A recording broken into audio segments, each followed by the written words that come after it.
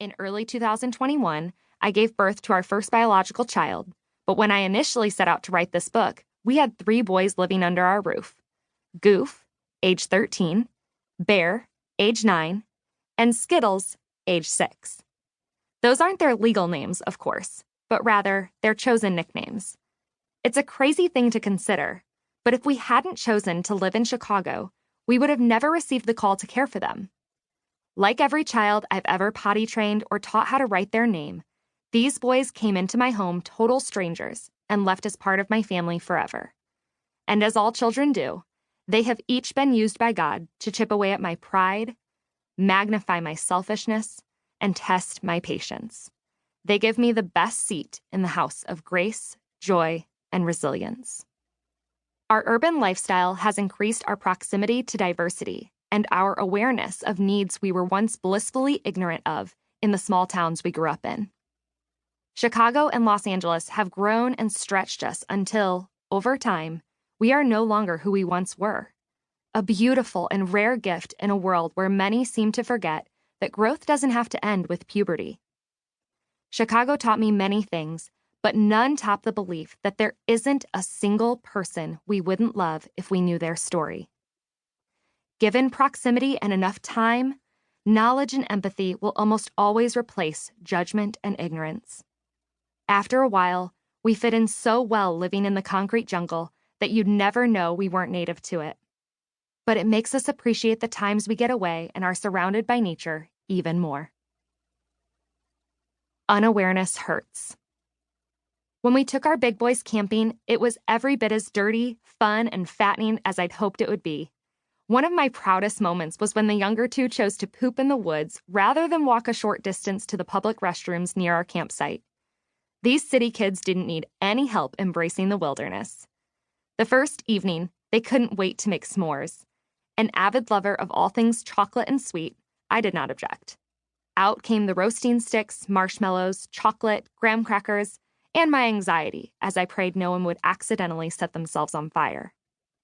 With gentle safety reminders here and there, yes, your cotton sweatshirt will catch fire if you touch it with a marshmallow that's on fire. Everything was going great, and the boys were having a blast. I'm pretty sure they ate 4 large s'mores each.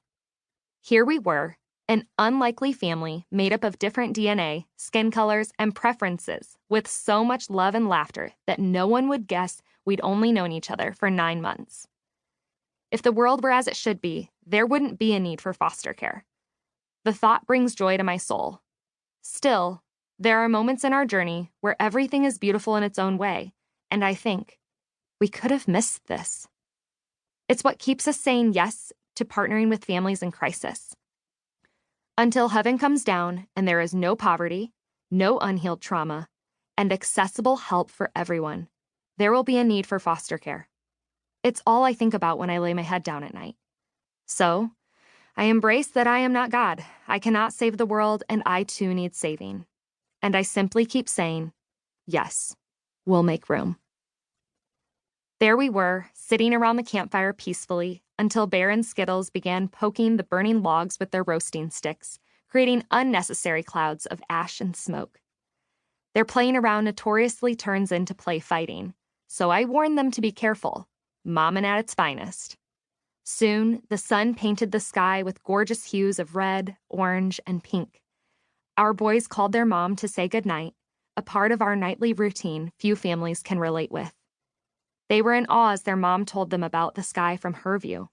Despite distance and everything else that separated them from her, our boys realized that no matter how much time passed between visits and calls, they could always look up and know she also lived under the same sky.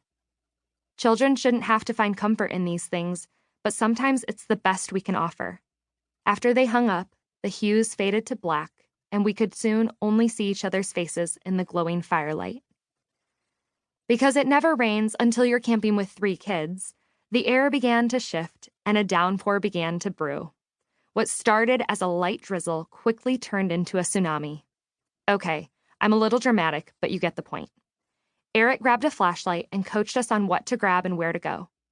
I set out to protect our hot dog buns and other dry food by gathering it all up to put it in the back of our vehicle.